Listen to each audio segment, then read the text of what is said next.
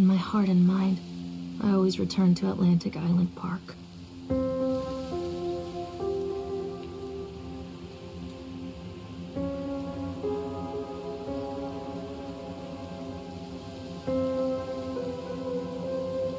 Where's Mr. Bear? I haven't seen Mr. Bear, Callum.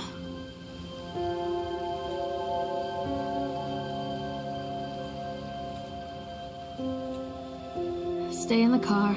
I'll go and ask information.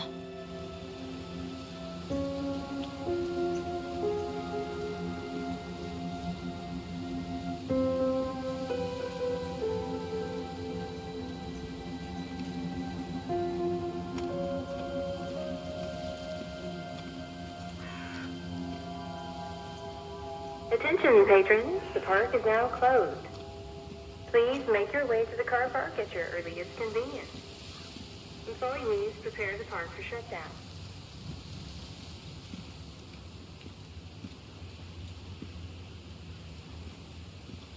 Callum was born the day this place opened. This is his favorite place in the world.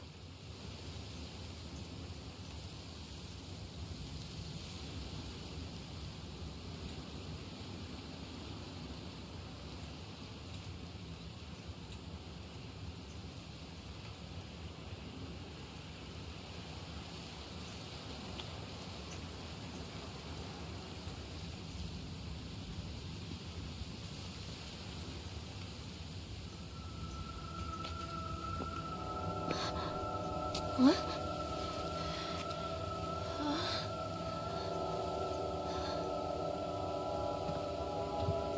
Hey, Lorraine. Lorraine! Don't blame yourself, Lorraine.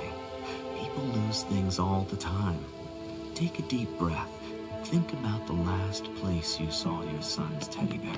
Hey, stop! I think your boy just ran into the park. I'll unlock the gates for you.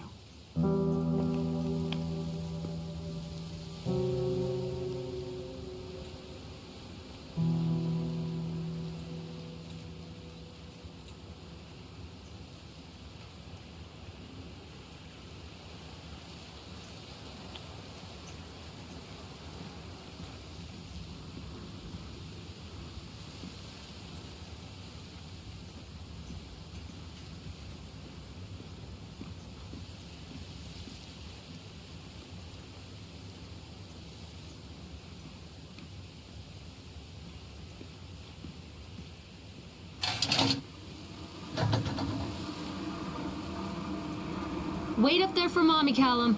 Over here.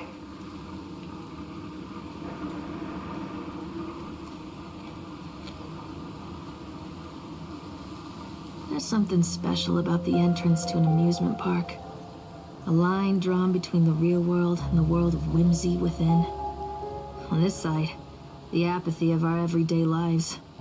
And on the other, anything we might dare to dream. It's no wonder Callum ran back inside. I wouldn't want to leave either. Attention, employees. The park is now closed. Have a safe journey home. Wait for Mommy, Callum! Come on, Mommy!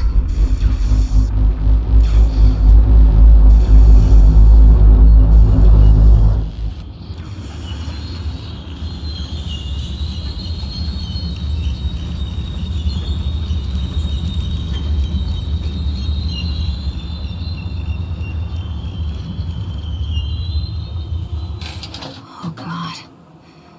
The park. What happened here?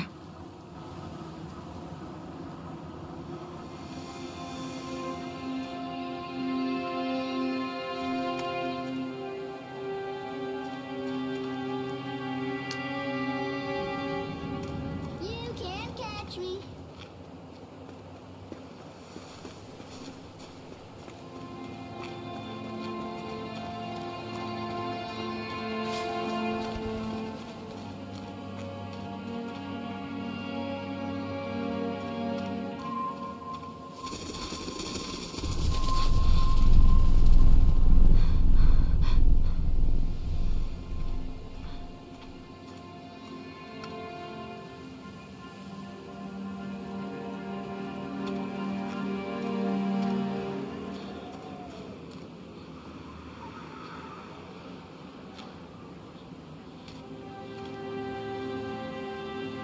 too dark.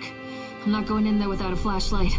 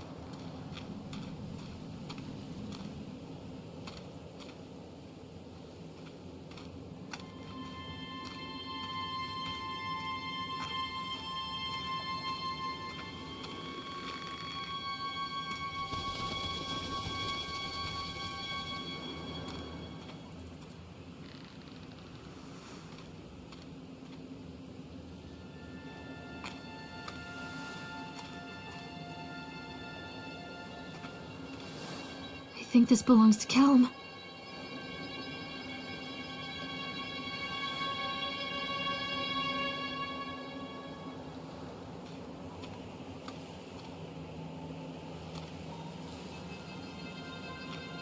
Chad the Chipmunk, huh? Just a drunk guy in a suit.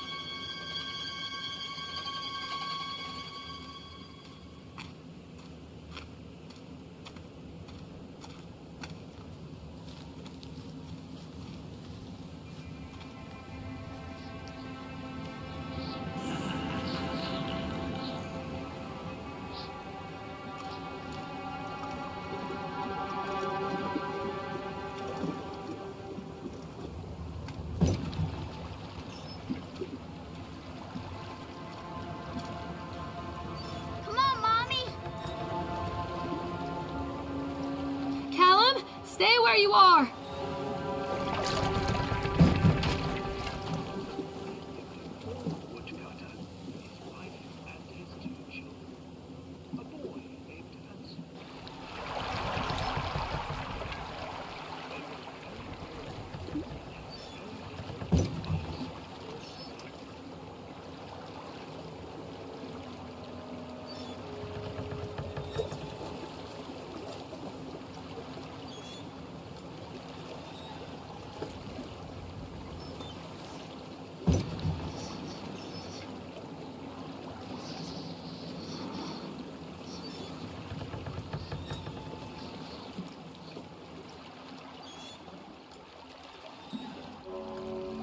Near a great forest, there lived a poor woodcutter, his wife and his 2 children, a boy named Hansel and a girl named Gretel.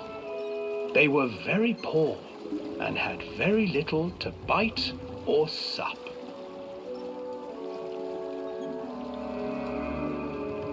"What will become of us?" the woodcutter asked his wife one night. "I tell you what, husband, we will take the children into the thickest part of the forest tomorrow and abandon them there." "No, my wife, I cannot do that," said the man. "Then we will all 4 starve, you fool." Hansel and Gretel overheard their parents talking, and Gretel began to weep. "Do not fret, Gretel," Hansel said. He crept out of the hut and gathered white stones from the ground to fill his pockets.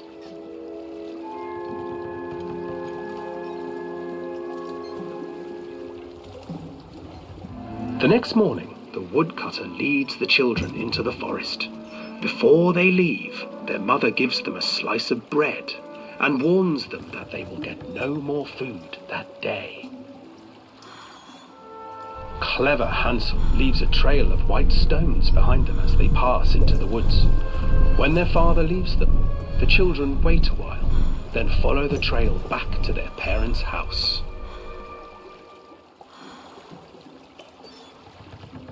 After receiving a thorough scolding from their parents for getting lost in the woods, the children are sent to bed without any supper.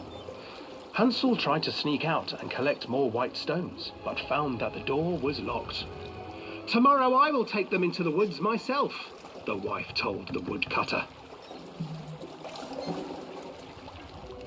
In the morning, their mother gave them a slice of bread and led them deep into the forest once again.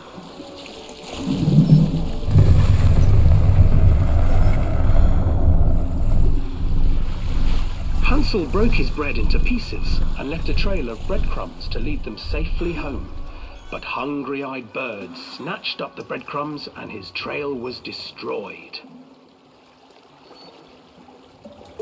Abandoned by their parents and unable to find the trail home, the children wandered in the forest for 3 days.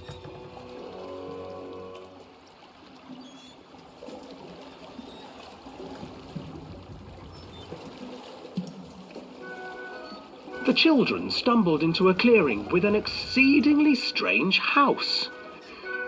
Its walls were made of gingerbread, and its windows were panes of clear sugar. Hansel, desperately hungry, ran forward and began to nibble on the walls.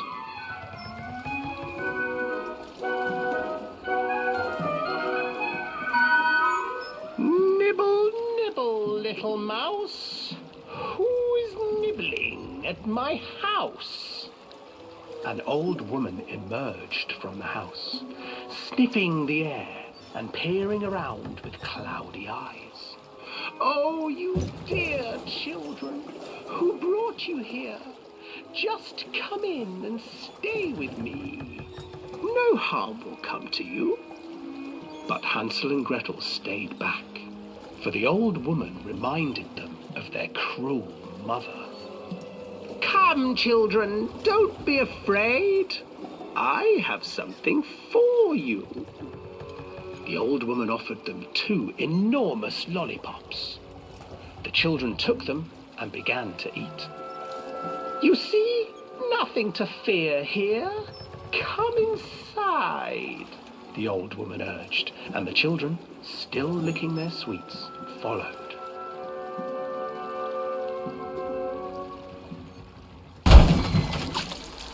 Once inside the house, the old woman changed. She stuffed Hansel into a cage and put Gretel to work, sweeping and cleaning her hut.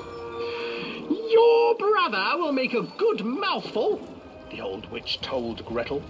"Once he is fattened up, I shall feast upon him."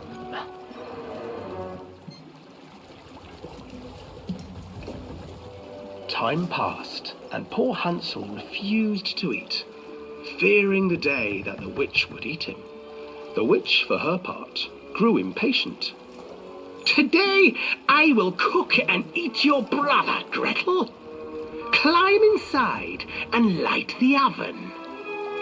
But Gretel pretended not to understand. "I do not know how. Where is the opening?"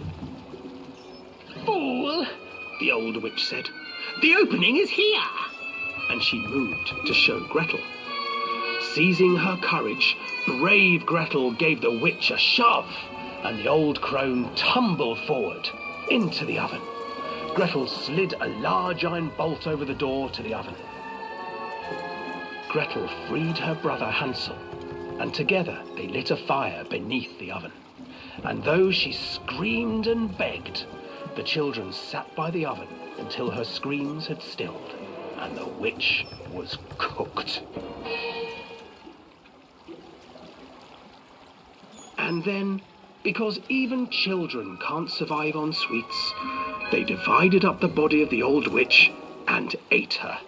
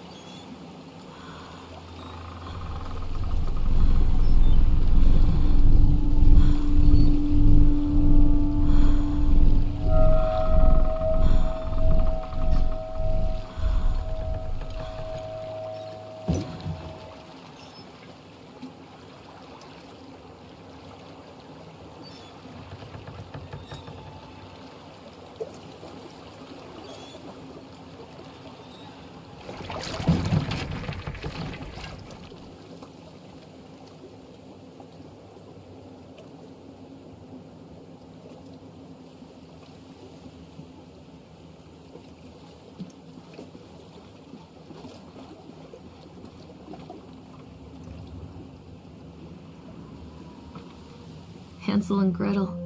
I used to read it to Callum when the electricity was shut off. Those poor children.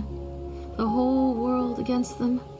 The forest, the birds, the old witch, even their own parents. I used to imagine that Callum and I were the kids in that story. Not mother and son, but brother and sister, hand in hand against the unkind world. We were always hungry, looking for our own house made of candy, looking for the sweetness that could take the pain away. Hunger leads people to desperate, terrible places where the tree branches reach like claws.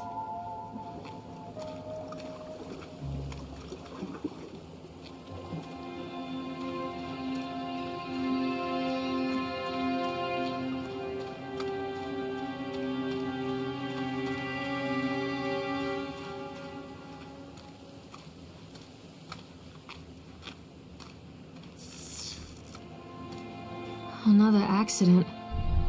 This place.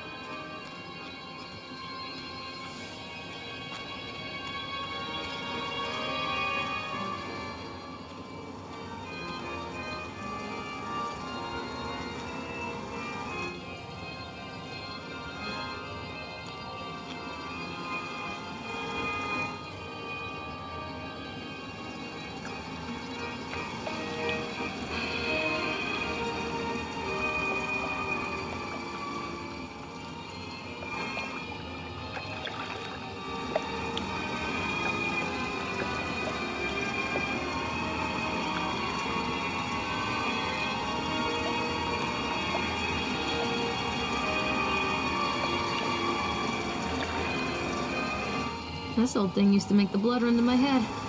Make me dizzy. The guy just snapped. Those poor kids.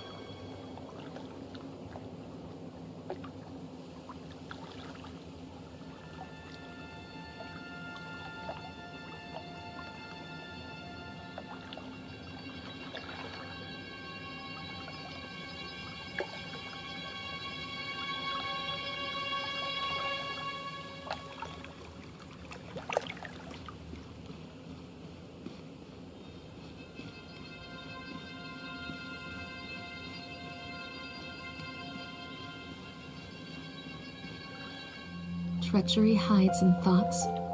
Treachery that lashes like a whip and scars our insides. The first time I saw Callum, my thoughts betrayed me. I looked down at this wrinkled, red, bawling thing and I thought, is that it? We build our world from expectations, and the world that I had built for Callum was no different. He was so real, so there, and so far from my expectations. And they shattered, and as they fell in pieces, that one treacherous thought became a new foundation. All of the love that we shared, all of the warmth and goodness that followed, built on a single, traitorous thought.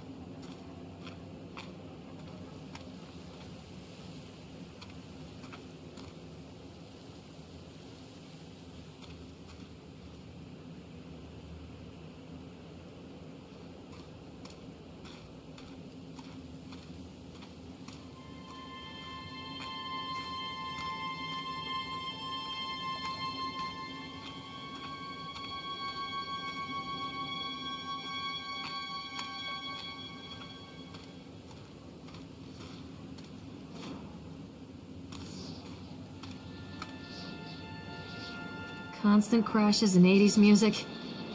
Guess it floats someone's boat.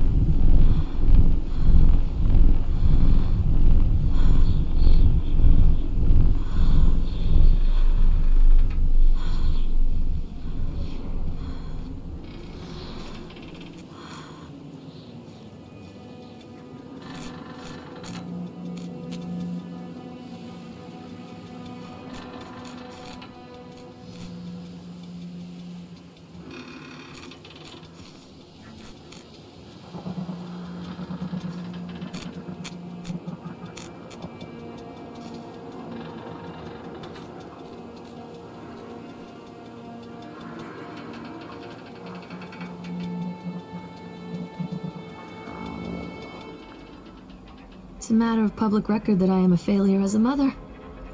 Once, when Callum was very small, I left him asleep in the car while I ran an errand. Don't even remember what it was.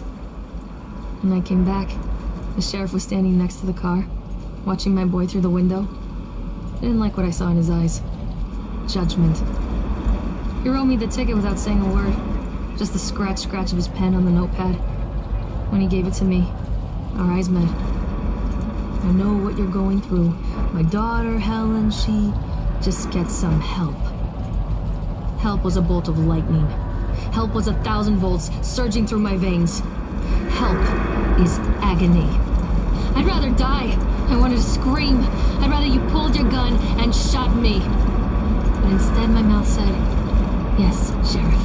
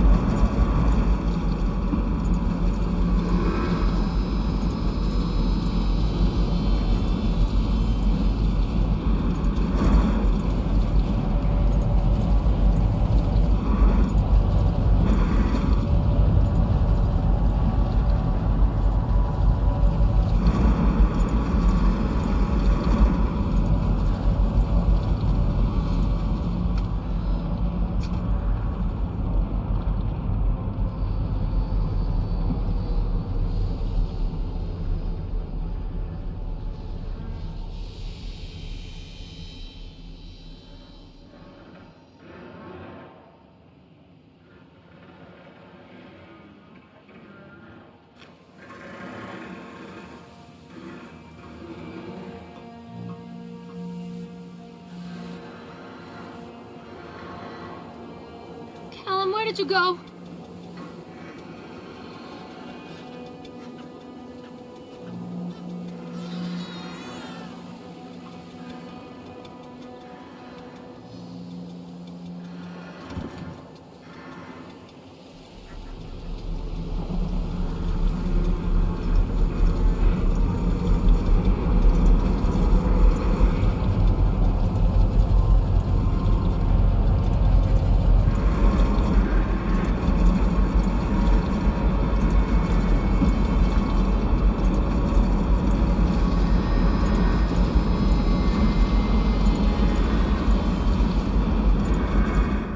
People come into your life for a reason. Dad used to say that before Mom ran off. After that, he mostly just drank. Things were different for Don and I. When we met, I was sweeping the floor at Susie's diner. He came in with some workers, but he didn't try to flirt or cop a feel like the others. He just ordered a coffee and sat there, watching me.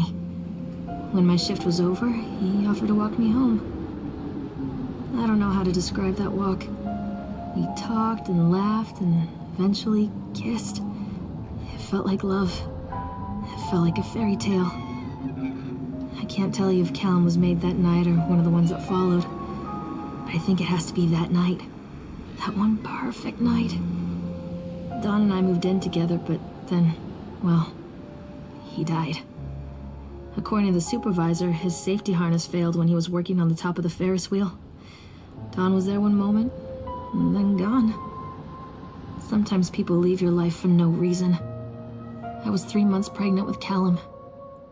Fairy tale fucking over.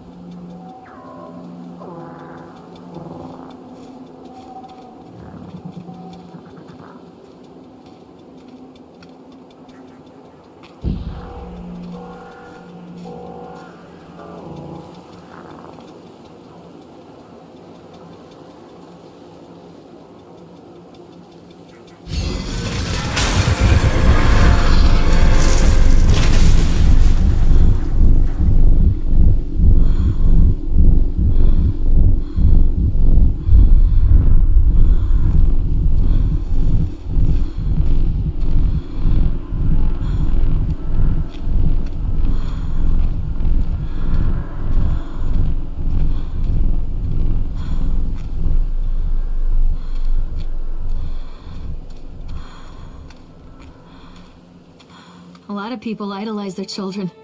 You hear them talking about their kids and just the way they talk, their fucking voices make me want to vomit. My angel likes to read, and little Johnny is so good on the piano. Fuck those people! You give up 9 months of your life carrying them, you traumatize yourself giving birth to them, and then you spend the rest of your life as their slave. Wiping asses, mopping up piss, feeding them. Little life-sucking monsters who take and take and take until... we all go insane. Any parent who pretends otherwise is just dishonest. That's called choice supportive bias. I am honest. Callum really grinds my gears, and he owes me everything. Everything. It'd serve the little fuck right if I just abandoned him.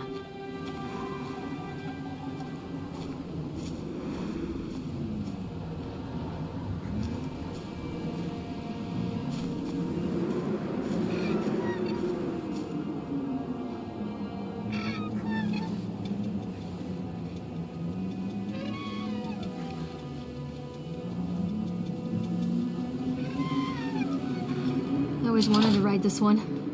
Never got around to do it before.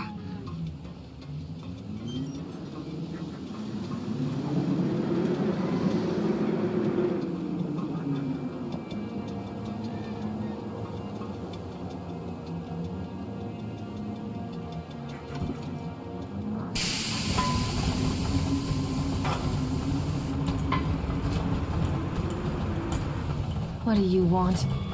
We need to talk about Callum. What do you mean? What have you done to him? That's insulting. You and your boy are everything that this place doesn't want. The antithesis of what we stand for. Where is Callum? The poor child. He tried so hard to do what he was taught. He even left you a trail of breadcrumbs. But the park is just so hungry. Tell me where my son is. Which has it now? Has both of you. No happy ending here, I'm afraid. Just leave me alone. Fool. You always were.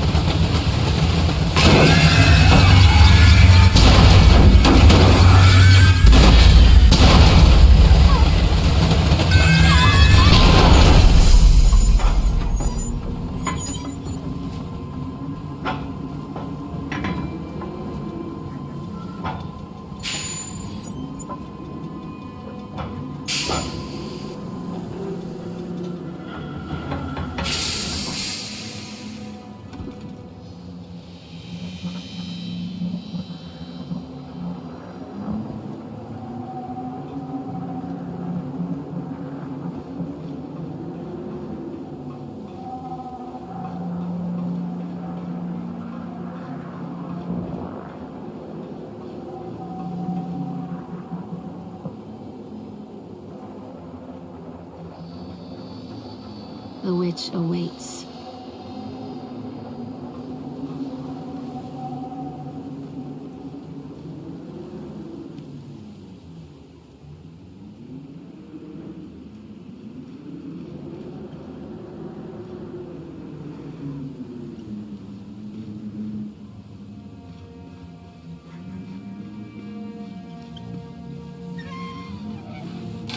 Callum has bruises on his arms, finger marks.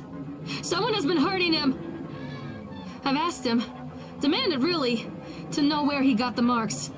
But he doesn't want to answer me. Something has scared him into silence. He doesn't dare talk. He's been changing too. Something sinister lurks in the darkness behind his eyes. I catch him staring at me at odd moments. In the night, he tosses and turns and cries out words that I cannot understand. When I try to soothe him, he snaps and bites at my fingers. I think he wants to talk to me. I think he wants to tell me. But they are watching him every minute of every day. They are whispering to him in his sleep, changing him. They are taking my baby away from me. I can save him. And there will be pain. But I love him, and in the end, he will understand why.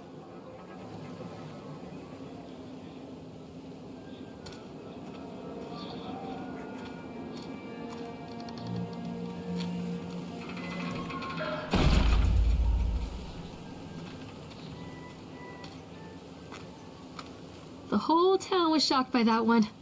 Never found out who did it.